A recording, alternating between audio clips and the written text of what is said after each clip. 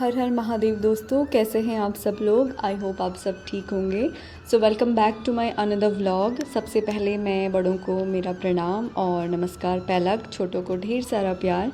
सो आज का व्लॉग बहुत ज़्यादा इंटरेस्टिंग होने वाला है क्योंकि आज हमारे लिए बहुत ज़्यादा खुशी का माहौल था। मॉर्निंग में हम जल्दी उठ गए थे और आज ब्रेकफास्ट में बनाया पोहा। जो पोहा बना रही थी और मैं साफ़ सफाई कर रही थी, सो पोहा भी रेडी हो रहा था। जो ने कुछ आलू कट करके उसमें ऐड किया, पीनट्स, और उसमें अच्छे से उसे फ्राई करके उसमें ऐड किए चॉप किए हुए प्याज, और उसको थोड़ा सा फ्राई करने के बाद सारे मसाले उसमें ऐड कर दिए थे। देन पोहा ऐड कर लिया और हमारा पोहा हो गया रेडी। उसमें थोड़ा ऊपर से कच्चा चॉप किया हुआ प्याज उसमें डाल दिया था गार्निशिंग के लिए, धनिया भी उसमें ऐड किया और ब्रेकफास्ट को किया हम दोनों ने इंजॉय।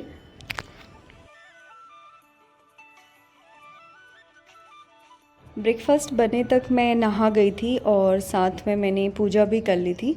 सो ब्रेकफास्ट करने के बाद मैंने तैयारी की लंच की, और लंच में आज हमने बनाए नूडल्स, क्योंकि साथ में मैं और जो हम लोग दोनों डिनर की तैयारी भी कर रहे थे और हमें जाना था कहीं। सो हमारी रात की ट्रेन थी, सो हमने सोचा अच्छे से डिनर करके जाएं ताकि हमें ट्रेन का खाना ना खाना पड़े। इसलिए दिन में ही हमने सारी तैयारियां कर ली थी और नूडल्स भी बनकर रेडी हो गए थे। साथ में हमने राजमा की दाल जो बॉईल करके हमने रख दी थी, अभी छौंका देना बाकी था, और साथ में उसके आलू गोभी की सब्ज़ी हमने बनाई थी और रोटी हमें बनानी थी। सो ऑलमोस्ट सब रेडी हो चुका था। दिन में लंच और रात को अच्छे से डिनर करने के बाद हम लोग निकल पड़े अपने डेस्टिनेशन की ओर। एक्चुअली हमारी ट्रेन 11:15 बजे की थी रात के, सो लकीली हम लोग टाइम से पहुंच गए थे। अपना बस्ता उठाकर फाइनली हम पहुंच गए रेलवे स्टेशन, और रेलवे स्टेशन पहुंच के देखा तो काफ़ी भीड़ थी, लेकिन दिल खुश हो गया क्योंकि वहां पर हमें स्वच्छ भारत अभियान का एक अद्भुत उदाहरण देखने को मिला। क्योंकि ये जो वडोदरा का रेलवे स्टेशन था वो सच में बहुत ज़्यादा नीट एंड क्लीन लग रहा था और हमारा दिल खुश हो गया उसे देखकर।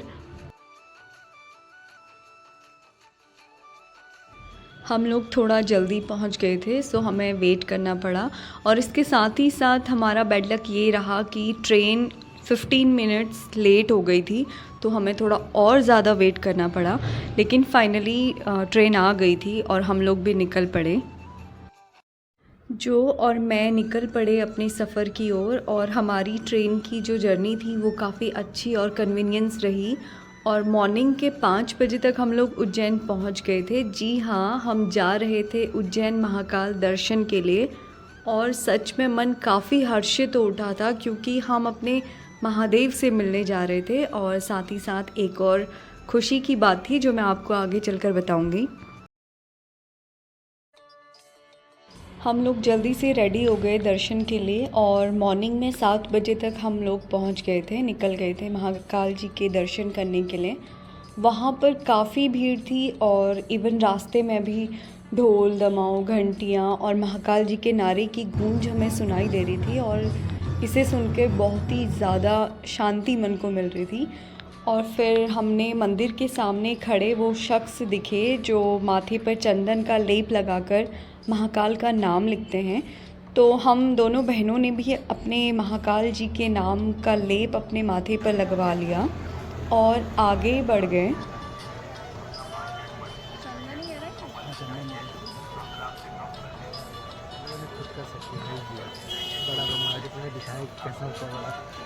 Okay, nice. रास्ते में हमें एक छोटा सा शिवलिंग दिखाई दिया जिस पर फूल, टीका और चंदन लगा हुआ था। हमने भी हाथ जोड़ते हुए और महाकाल जी को याद करते हुए, उनका नाम लेते हुए बढ़ चले मंदिर की ओर। सबसे पहले हमें दिखा एक मंदिर जो श्री बड़ा गणेश नाम से था, और ये गणपति बप्पा का मंदिर था। सो सबसे पहले हमने गणेश जी के दर्शन किए, और उन्हीं के सामने हमें महाकाल जी का मंदिर भी दिखाई दे रहा था। सो भीड़ को देखते हुए हमने टिकट लेने का डिसाइड किया ताकि अच्छे से दर्शन हो जाए महाकाल जी के। फिर क्या था, टिकट लेकर दोनों बहनें निकल पड़ी अपने महादेव का नाम लेते हुए। और रास्ते में हमें कुछ स्टॉल्स में प्रसाद और फूल भी दिख गए थे, तो हम उन्हें भी लेते हुए चले और हमने फूल की टोकरी और प्रसाद ले लिया था। फिर हम आगे बढ़े तो आगे भी हमें एक मंदिर दिखाई दिया जो 24 खंबा माता जी का मंदिर था और जिसमें आरती हो रही थी। थोड़ी देर रुककर आरती लेकर हम पहुंच गए महाकाल जी के मंदिर। हमने किए महाकाल जी के दर्शन और फिर ये मैडम भोलेनाथ को देखकर रोने लगी और मुझे भी रोना आ गया महादेव को देखकर। साथ में खुशी भी हो रही थी क्योंकि महाकाल जी ने एक मौका दिया हमें दर्शन करने का।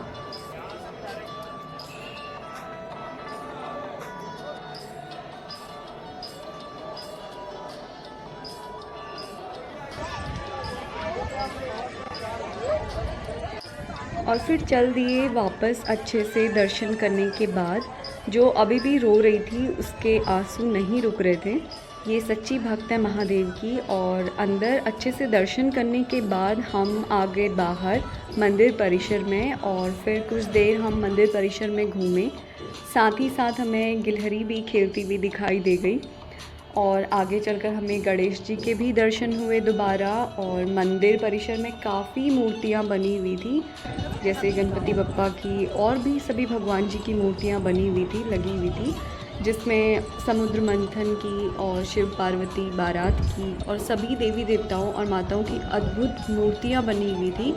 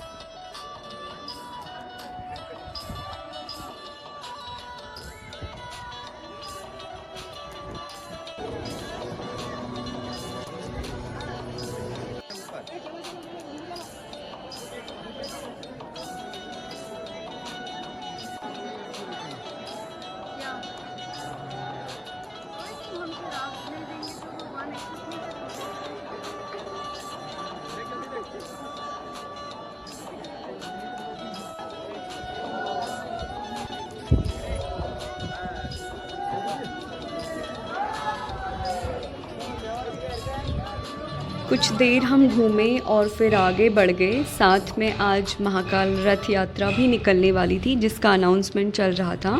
इवनिंग में होने वाली थी रथ यात्रा, तो हमें एक और मंदिर के दर्शन करने थे, इसलिए हम उस मंदिर से निकल गए।